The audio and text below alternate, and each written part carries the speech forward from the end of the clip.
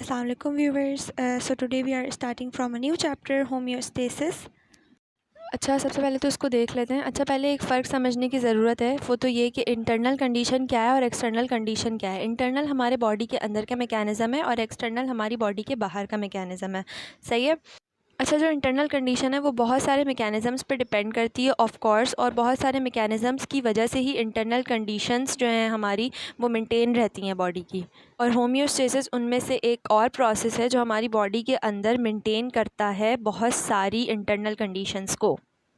अच्छा, internal condition से मुराद क्या है? लाइक अमाउंट ऑफ वाटर, सही है, टेम्परेचर हमारी बॉडी का मेंटेन रहना, सही है। अच्छा, अगर एक्सटर्नल कंडीशन की बात की जाए तो हम टेम्परेचर की एग्जांपल ले सकते हैं। सो टेम्परेचर अगर बाहर देखें थ्रू आउट द डे जो है वो चेंज होता रहता है, लेकिन हमारी बॉडी के अंदर जो एंजाइम्स होते हैं, जो स्पेशल प्रोटीन्स होते हैं, जो केमिकल रिएक्शंस के लिए हेल्प करते हैं, जो हमारी बॉडी में होते हैं, वो सिर्फ स्पेसिफिक टेम्परेचर रेंज के साथ ही काम कर सकते हैं। सही है। तो लिविंग ऑर्गेनिजम्स जो हैं उनको अपना इंटरनल टेम्परेचर कुछ रेंज के हिसाब से मेंटेन रखना पड़ता है ताकि वो एंजाइम्स जो हैं वो काम कर सकें। सही है, अपने फंक्शंस जो हैं वो परफॉर्म कर सकें। अच्छा, इसके लिए मेंटेन करने के लिए कुछ स्पेसिफिक रेंज पे टेम्परेचर को रखने के लिए हमारी बॉडी एक सिस्टम यूज़ करती है जिसे हम कहते हैं फीडबैक मैकेनिज़्म। अच्छा, इस फीडबैक मैकेनिज़्म की एग्जांपल है, बहुत बेसिक है, इससे समझने की कोशिश करो। सबसे पहले तो ये देखो कि जब हमारे बॉडी का टेम्परेचर जो है वो बढ़ना शुरू करता है, जब हम एक्सरसाइज करते हैं बेसिकली, तो यही फीडबैक सिस्टम होता है जो उसको सेंसर करता है और डिटेक्ट करता है इस चेंज को। सही है। और ब्रेन को सिग्नल्स भेजता है। ब्रेन जो है ना दैन हमारी बॉडी को कूल डाउन करता है और हमारी स्वेटिंग स्टार्ट हो जाती है, हमें स्वेटिंग स्टार्ट होती है। ठीक है। अच्छा, स्वेट जो है ना फिर वो हमारी स्किन से एवापोरेट हो जाता है। फिर जब हमारा टेम्परेचर बैक टू नॉर्मल हो जाता है तो सिग्नल जो है ना वो स्टॉप हो जाता है और स्वेटिंग भी हमें रुक जाती है। सही है। तो ये फीडबैक मैकेनिज़्म जो है ना वो हमारी बॉडी की हेल्प करता है कि इंटरनल कंडीशंस को कांस्टेंट रखे। सही है। और जब भी कांस्टेंट रखे, जब इन्वायरमेंट में यानी कि एक्सटर्नल इन्वायरमेंट में कोई ना कोई चेंजेस आ रही हों तब भी कांस्टेंट रखता है। अच्छा देखो, ये चार्ट भी बना हुआ है आप लोग की बुक पे, होम्योस्टेसिस बाय फीडबैक। सही है। सबसे पहले तो देखें क्या होता है कि कंडीशन जो है वो डिक्रीज़ होगी या इंक्रीज़ होगी। सही है। Detected by feedback, feedback mechanism से डिटेक्ट हो गया, उसके बाद रिसेप्टर्स आएंगे। ठीक है। कंट्रोल सेंटर जाएंगे, मैकेनिज़्म करेक्ट होगा, उसके बाद कंडीशन जो है दोबारा नॉर्मल हो जाएगी। सही है, इंक्रीजिंग या डिक्रीज़ होकर, और फिर नॉर्मल और सेट पॉइंट हमारा दोबारा से मेनटेन हो जाता है। अच्छा, 2.2 में कुछ प्लांट्स की कुछ अडेप्टेशन है। सही है। फॉर डिफरेंट इंटरनल कंडीशंस, यानी कि डिफरेंट इंटरनल कंडीशंस के लिए कुछ अडेप्टेशंस हैं। सही है। नंबर 1 है हमारे पास ओस्मो रेगुलेशन। सही है। अच्छा, ओस्मो रेगुलेशन को बहुत बेसिक वे में सीखो कि ओस्मो रेगुलेशन बेसिकली एक ऐसा प्रोसेस है जिसमें वाटर और सॉल्ट का लेवल हमारी बॉडी के अंदर कंट्रोल रहे, यानी कि मैनेज रहे। सही है। अच्छा देखो, जिस तरह we need water to stay hydrated, इसी तरह प्लांट्स को भी ये चीज़ कंट्रोल करनी पड़ती है कि वो कितना वाटर अपने अंदर कैरी कर सकते हैं, और वो ये किस तरह करते हैं, ओस्मोसिस के ज़रिए। सही है।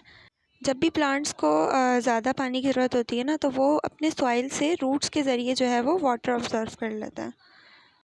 अच्छा, थर्मो रेगुलेशन को कुछ इस तरह समझो कि प्लांट्स का एक ऐसा प्रोसेस जिसमें प्लांट्स अपने टेम्परेचर को इस तरह प्रॉपर रखते हैं ताकि एंजाइम जो हैं वो अपने फंक्शंस आराम से परफॉर्म कर सकें। अच्छा, एक्सक्रीशन क्या है? एक्सक्रीशन बेसिकली ना प्लांट्स का क्लीनिंग सिस्टम है। सही है। जब भी प्लांट्स अपनी कोई मेटाबॉलिक एक्टिविटीज़ करते हैं ना, like how we digest food. सही है। जिस तरह हम फूड को डाइजेस्ट करते हैं वैसे प्लांट्स भी कुछ अपनी मेटाबॉलिक एक्टिविटीज़ करते हैं, तो वो कुछ वेस्ट प्रोड्यूस करते हैं और एक्सेस सब्सटेंस प्रोड्यूस करते हैं जिसकी उनको ज़रूरत नहीं होती। सही है। तो फिर प्लांट्स ना उनको एक्सक्रीट करते हैं। अच्छा, वो किस तरह करते हैं? लाइक सैप, गम, या फिर even things like uric acid भी। सही है, जिससे वो एक्सक्रीट कर देते हैं वेस्ट सब्सटेंस को। अच्छा, उसके बाद आ जाओ एक्सक्रीशन और स्टोरेज ऑफ CO2 पर। सही है। अच्छा, दिन के वक्त क्या होता है, प्लांट जो है ना दो इंपॉर्टेंट प्रोसेसेस अपने अंदर करते हैं। सही है। एक होता है फोटोसाइंथेसिस और एक होता है रिस्पायरेशन। सही है। फोटोसाइंथेसिस जो है ना वो green cells of the plants में होता है, और इन क्या चीज़ यूज़ करता है, कार्बन डाइऑक्साइड यूज़ करता है एयर से और सनलाइट से। सही है, फूड बनाने के लिए। सही है। और इस प्रोसेस में ऑक्सीजन जो है ना वो रिलीज़ होता है एज अ बाय प्रोडक्ट। ठीक है। अच्छा, एट द सेम टाइम ना प्लांट के अंदर जितने लिविंग सेल्स होते हैं ना वो सब रिस्पायरेशन कर रहे होते हैं, यानी कि CO2 प्रोड्यूस कर रहे होते हैं एज अ वेस्ट प्रोडक्ट। सही है। और ना ऑक्सीजन को कैरी आउट कर रहे होते हैं।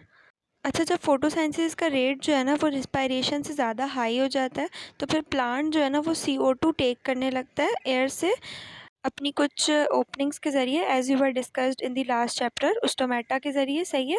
और एक्स्ट्रा ऑक्सीजन जो है वो रिलीज़ कर लेता है एयर में। अच्छा, ड्यूरिंग द नाइट टाइम जब कोई सनलाइट अवेलेबल नहीं होती फोटोसिंथेसिस की, तो प्लांट सिर्फ रिस्पायरेशन परफॉर्म कर रहा होता है, सही है। तो फिर एज अ रिजल्ट क्या होता है, CO2 जो है ना वो प्रोड्यूस हो रही होती है, लेकिन यहाँ पे कोई फोटोसिंथेसिस नहीं हो रही है अभी, सिर्फ जो है ना वो रिस्पायरेशन हो रही है। और फिर जो एक्सेस CO2 होती है, यानी कि जो एक्सेस कार्बन डाइऑक्साइड होती है, वो प्लांट्स के बॉडी सरफेस से रिमूव हो जाती है through a process called diffusion. अच्छा, एक और बात ये कि जो प्लांट के ग्रीन पार्ट्स होते हैं ना, लाइक लीव्स हो गए, सही है, ये जो है ना क्या कर रहे होते हैं, गैसेस को एक्सचेंज कर रहे होते हैं अपने स्टोमेटा के ज़रिए। हालांकि जो नॉन ग्रीन पार्ट्स होते हैं लाइक स्टेम्स और रूट्स, ये जो है ना इंटरचेंज ऑफ गैस मॉलिक्यूल्स करते हैं अपने बॉडी सरफेस के ज़रिए। अच्छा, अब ये टॉपिक देखो, रिमूवल ऑफ एक्स्ट्रा वाटर ना। अच्छा, बेसिकली प्लांट्स के पास बहुत large amount of water store हुआ होता है, और उनके पास दो तरीके होते हैं इस एक्सेस वाटर को रिमूव करने के लिए। सबसे पहले तो ट्रांसपायरेशन एंड गुटेशन, सही है। अच्छा, ट्रांसपायरेशन ना एक ऐसा प्रोसेस है जिसमें प्लांट्स जो है ना वो रिलीज़ करते हैं water vapour from their aerial parts like leaves, ठीक है। अच्छा, ये कब काम हो रहा होता है, ये डे टाइम में हो रहा होता है, सही है। ये प्लांट्स को हेल्प करता है कि वो कूल डाउन हो और न्यूट्रिशन को जो है वो ट्रांसपोर्ट कर सके, सही है। अच्छा, ऑन द अदर हैंड गुटेशन जो है ना वो रिलीज़ ऑफ लिक्विड वाटर है, सही है, from the edges of leaves through special pores called hydathodes, ठीक है। कुछ पोर्स होते हैं जो कि हमारे पास लीव्स के ईजेस पर मौजूद होते हैं, ठीक है। यहाँ से जो है वो लिक्विड की अगर रिलीज़ होगी तो फिर वो प्रोसेस कहलाएगा गुटेशन, ठीक है। अच्छा, वो जो स्पेशल पोर्स हैं जो कि लीव्स की ईजेस पर मौजूद हैं उन्हें हम हाइडाथोट्स कहते हैं, सही है। अच्छा, ये प्रोसेस कब होता है, नाइट में होता है। अच्छा, अगर बात करें कि प्लांट जो है वो ट्रांसपायरेशन का रेट किस तरह कंट्रोल करते हैं, तो वो इस तरह करते हैं कि अपने लीफ साइज़ को एडजस्ट करते हैं, स्ट्रक्चर को और स्टोमेटा की अरेंजमेंट को एडजस्ट करते हैं, फिर जाके ट्रांसपायरेशन का रेट जो है वो कंट्रोल होता है। अच्छा, कुछ प्लांट्स जो है ना वो एडिशनल सब्सटेंसेस प्रोड्यूस करते हैं लाइक लैटिक्स हो गया, रेसिन हो गया, गम हो गई, सही है। ये सब्सटेंसेस भी सेफ होते हैं, हार्मफुल नहीं होते। अच्छा, कुछ प्लांट्स जैसे हो गए नीम हो गया, कीकर हो गया, ये सब जो है वो स्पेशल गम्स प्रोड्यूस करते हैं, सही है। और extra amount of these gums जो है वो रिमूव किस तरह होता है कि स्पेशल पोर्स के ज़रिए रिमूव होता है, जिसे हम लेंटिसेल्स कहते हैं।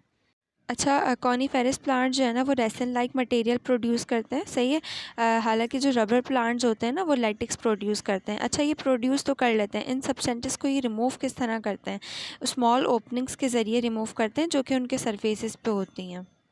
अच्छा, जो कार्निवोरस प्लांट्स होते हैं और ओकरा होता है, ये स्टिकी सब्सटेंस प्रोड्यूस करते हैं जिन्हें हम मोकिलेज कहते हैं, इंसेक्ट्स को कैप्चर करने के लिए।